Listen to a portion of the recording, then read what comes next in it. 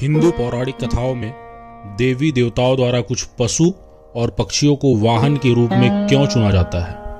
आइए इन पशु और पक्षियों के पीछे प्रतिवादक को समझें।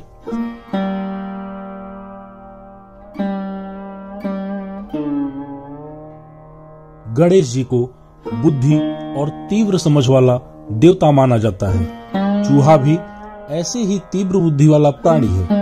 साथ ही यह अत्यंत चंचल भी है। चूहा अज्ञानी शक्तियों का प्रतीक भी माना जाता है। गणेश जी इस बुद्धि और चंचल मन को नियंत्रित करते हैं। शिव पुराण में शिव जी का वाहन नंदी को बताया गया है। आमतौर पर खामोश रहने वाले बैल का चरित्र उत्तम और समर्पण भाव वाला होता है। बल और शक्ति के प्रतीक बैल को मोह माया और भौतिक इच्छाओं से परे रहने वाला प्राणी जाना जाता है। जलीय पर्यावरण को संतुलित रखने में मछली की काफी महत्वपूर्ण भूमिका होती है। इसे घर में शुभ और सकारात्मक ऊर्जा का स्रोत माना गया है। मत्स्य पृथ्वी पर पहले प्राणियों के रूप में जलीय जीवन का प्रतीक है। मछली को झूले लाल भगवान का वाहन बताया गया है। शेर शक्ति, इच्छा और दृढ़ संकल्प का प्रतिनिधित्व करता है। शेरों का अस्तित्व प्रकृति को भी बचाता है। शेर की सवारी करने वाली माँ दुर्गा इन सभी गुणों पर अपनी महारत का प्रतीक है। अहंकार के दानों पर काबू पाने के लिए व्यक्ति में इन सभी गुणों का होना आवश्यक है।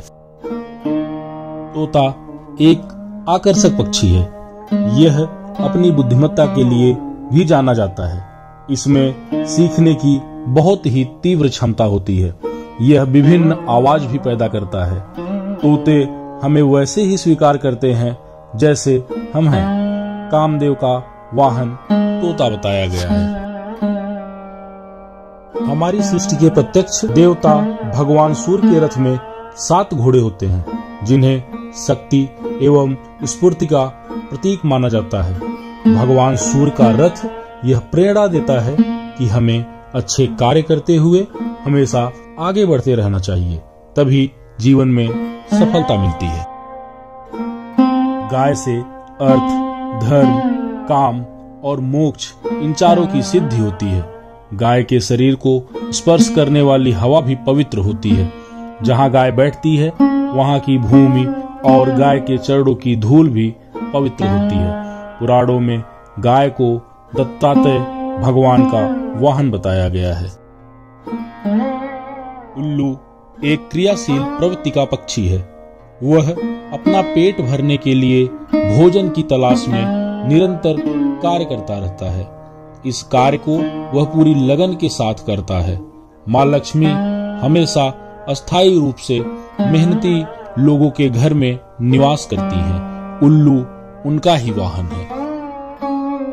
कबूतर घर में सुख और शांति का प्रतीक माना जाता है। हालांकि अक्सर देखा जाता है कबूतर घरों में आते जाते रहते हैं। वास्तु शास्त्र के अनुसार घर में कबूतर का होना या आना शुभ माना जाता है। पुराणों में इसे देवी रति का वाहन बताया गया है। वातावरण से अधिक मात्रा में सात्विक तरंगों को आकर्षित करने की क्षमता रखने वाले गैर मानव जीवों में गाय के बाद कछुआ है।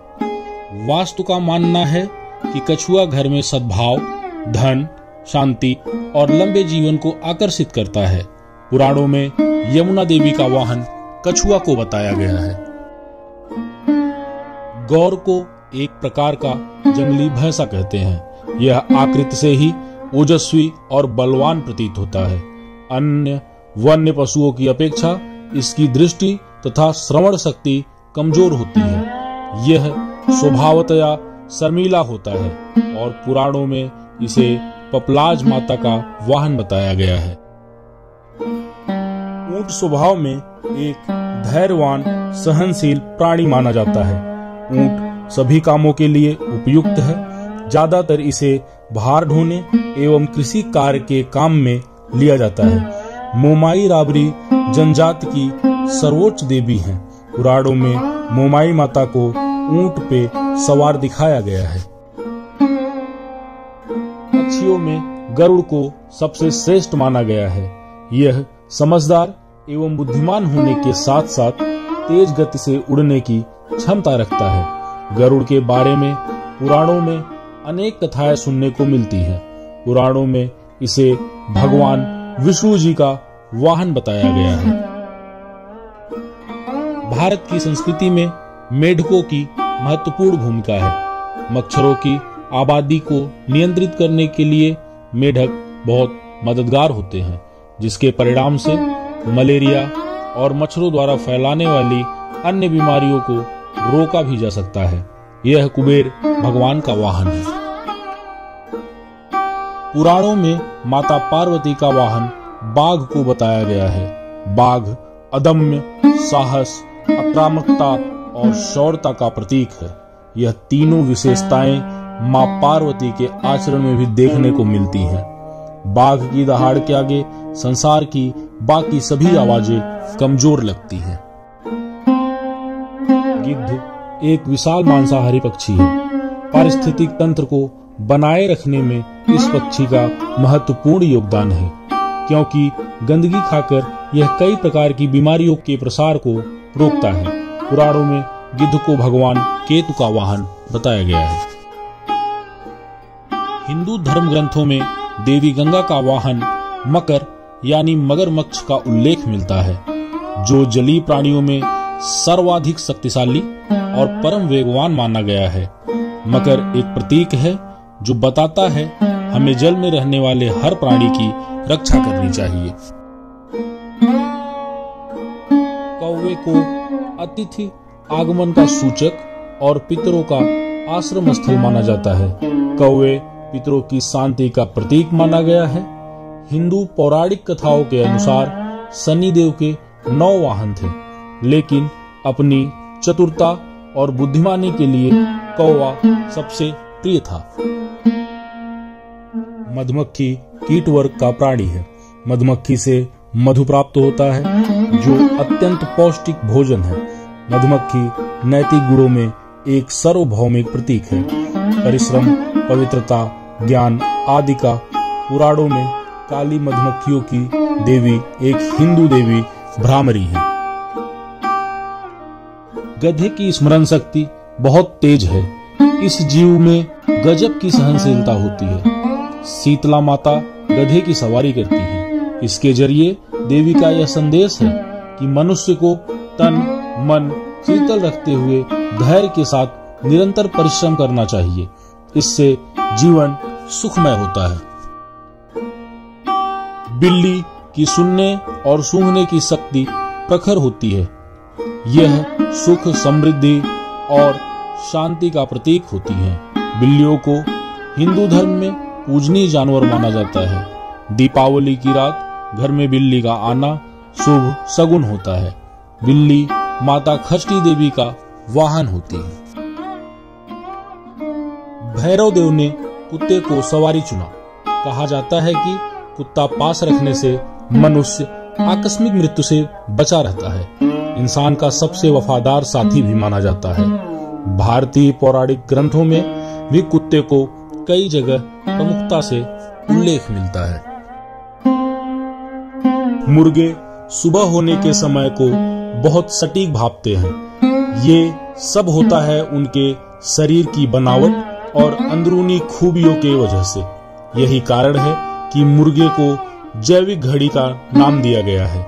लेकिन सबसे ज्यादा मुर्गे पर ही मानवीय अत्याचार होते हैं। इसे बहुचर मां का वाहन बताया गया है। भैंसा एक सामाजिक प्राणी होता है। यह एकता का प्रतीक है। सभी भैंसे मिलकर एक दूसरे की रक्षा करते हैं। यह अपनी शक्ति का कभी दुरुपयोग नहीं करते। भैंसे की तरह यमराज का रूप भी भयानक है, अतः यमराज उसको अपना वाहन के तौर पर प्रयोग करते हैं। हाथी शांत और तेज बुद्धि का प्रतीक है। भगवान इंद्र ने अपना वाहन ऐरावत नामक हाथी को बनाया। हिंदू पौराणिक मान्यताओं के अनुसार हाथी को सबसे संवेदनशील प्राणी माना जाता है। यह मनुष्य से ज्यादा समझदार और बुद्धिमान माना गया है। अग्निदेव का सनातन धर्म में जीवन से लेकर मरण तक महत्व है।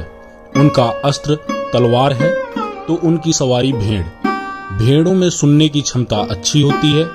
भेड़ों से ऊन, मांस, दूध आदि का व्यापार किया जा सकता है। भेड़ हमें भोजन और फाइबर प्रदान करते हैं।